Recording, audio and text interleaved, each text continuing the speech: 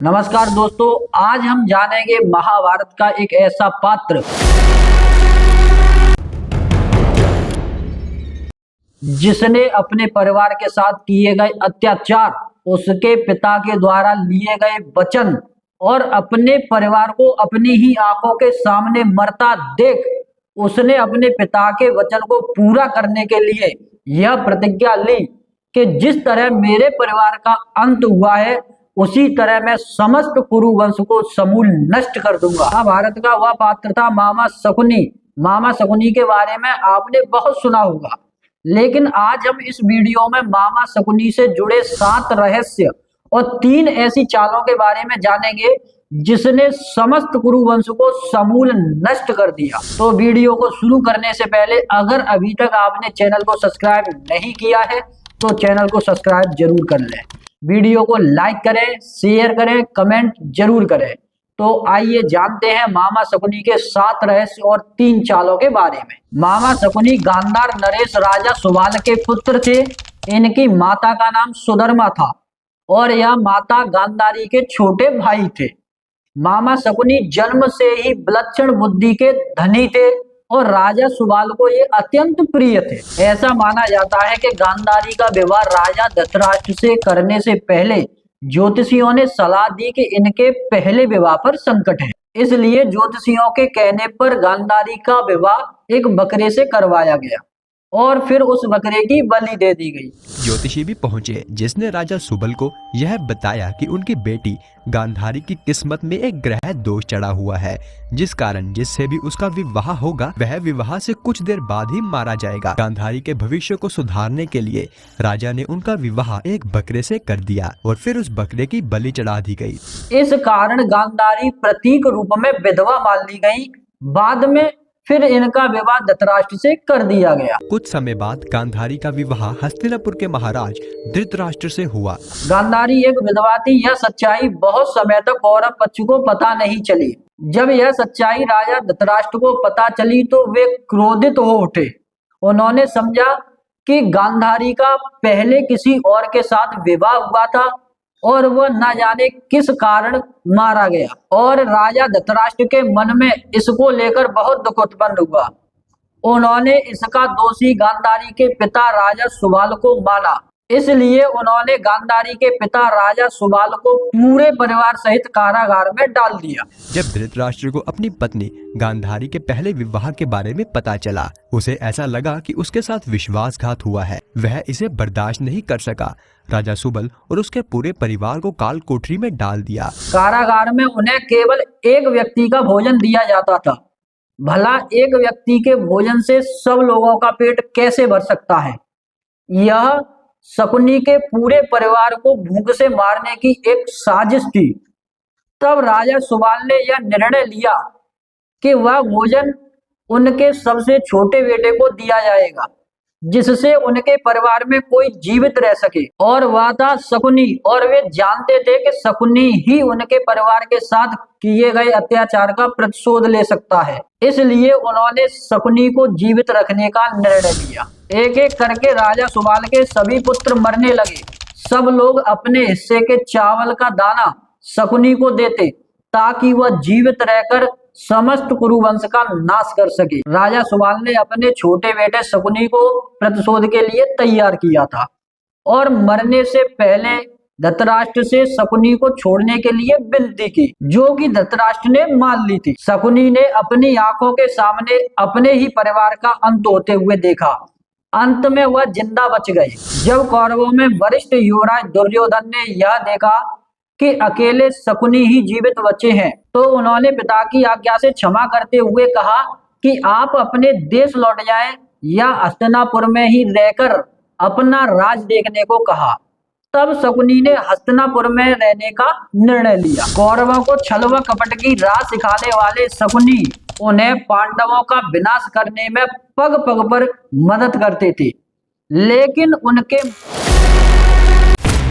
में कौरवों के लिए सिर्फ बदले की भावना थी, क्योंकि धृतराष्ट्र ने शकुनी के पूरे परिवार को जेल में डाल दिया था और खाने को बस मुट्ठी भर अनाज ही दिया जाता था।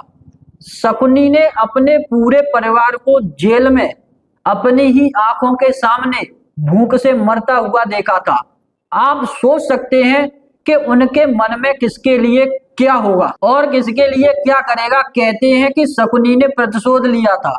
यह कितना सच है ये तो केवल शकुनी ही बता सकते हैं, क्योंकि कोई भी व्यक्ति नहीं चाहेगा कि वह अपनी बहन के परिवार को नष्ट करने का षड्यंत्र रचे, या हो सकता है चाहे भी। शकुनी ने हस्तिनापुर में सबका विश्वास जीत लिया और 100 कौरवों का अभिभावक बन बैठा। उसके विश्वासपूर्ण कार्यों के चलते दुर्योधन ने शकुनी को अपना मंत्री बना लिया। सबसे पहले उसने गांधारी और धृतराष्ट्र को अपने बस में करके धृतराष्ट्र के भाई पांडु के विरुद्ध षड्यंत्र रच के राज सिंहासन पर धृतराष्ट्र का आधिपत्य जमाने को कहा। फिर धीरे धीरे शकुनी ने दुर्योधन को अपनी बुद्धि के मोह पास में बांध लिया। शकुनी ने न केवल दुर्योधन को युधिष्ठिर के खिलाफ भड़काया, बल्कि महाभारत के युद्ध की नींव भी रखी। शकुनी की जब यह चाल किसी भी कारण सफल रही तो उसका सम्मान और बढ़ गया, परंतु गांधारी अपने भाई की चाल समझती थी।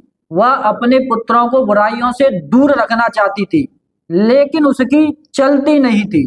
पति, पुत्र और भाई के बीच गांधारी बहुत विवश थी। यह बात बहुत कम लोगों को मालूम होगी कि शकुनी के पास जुआ खेलने के लिए जो पासे थे वह उसके मृत पिता की रीढ़ की हड्डी के थे। शकुनी ने अपने पिता की मृत्यु के बाद उनकी कुछ हड्डियां अपने पास रख ली थी। शकुनी जुआ खेलने में माहिर था। उसने कौरवों में भी जुए के प्रति मोह जागृत कर दिया था। कुरुक्षेत्र के युद्ध में शकुनी ने दुर्योधन का साथ दिया।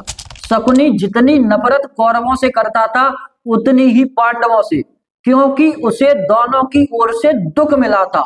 शकुनी ने पांडवों को अनेक कष्ट दिए थे। भीम ने भी इसे कई अवसरों पर परेशान किया था और महाभारत के युद्ध में सहदेव ने शकुनी का इसके पुत्र के सहित वध कर दिया था। एक बार दुष्ट दुर्योधन ने मामा शकुनी के कहने पर भीम को जहर देने की योजना बनाई और सभी को गंगा के तट पर प्रणाम कोटि स्थान पर जल क्रीड़ा और उत्सव मनाने के लिए इकट्ठा किया। दुर्योधन की योजना अनुसार भीमसेन के भोजन में चुपके से विष मिला दिया गया।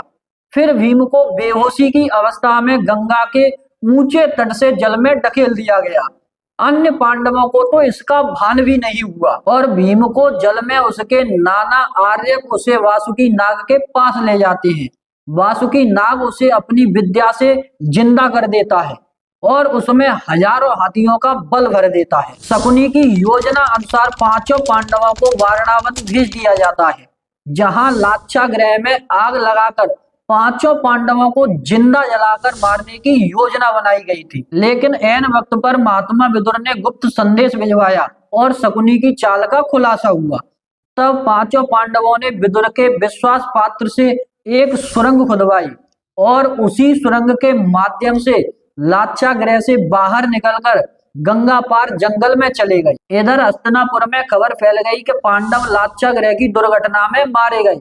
लेकिन कुछ समय बाद विदुर जी पांडवों को हस्तिनापुर लेकर आए और उन्हें इंद्रप्रस्थ का राज्य दिया गया। जब युधिष्ठिर को इंद्रप्रस्थ का राज्य मिला तो उन्होंने अपने राज्य के विस्तार के लिए राजसू यज्ञ किया। इस यज्ञ के चलते उनके राज्य का विस्तार होता गया और उनके राज्य की शक्ति बढ़ती गई। इस बढ़ती शक्ति से चिंतित होकर मामा शकुनी ने दुर्योधन के साथ मिलकर एक कपट की योजना बनाई और उसने जुए के खेल का आयोजन किया। लेकिन पांडव ये नहीं जानते थे कि मामा शकुनी के पास केवल उसी के इशारे पर चलते हैं। इस खेल में पांडवों और द्रौपदी का अपमान ही कुरुक्षेत्र के युद्ध का सबसे बड़ा कारण बना और इस हार के बाद पांडवों को 13 वर्षों तक वनवास काटना पड़ा, जिसके चलते उनका जीवन ही बदल गया। तो दोस्तों, ये थी मामा शकुनी के जीवन की कहानी। मामा शकुनी को महाभारत का एक ऐसा पात्र माना जाता है कि अगर श्री कृष्ण की बुद्धिमत्ता के बराबर किसी में बुद्धि थी तो वो था केवल मामा शकुनी।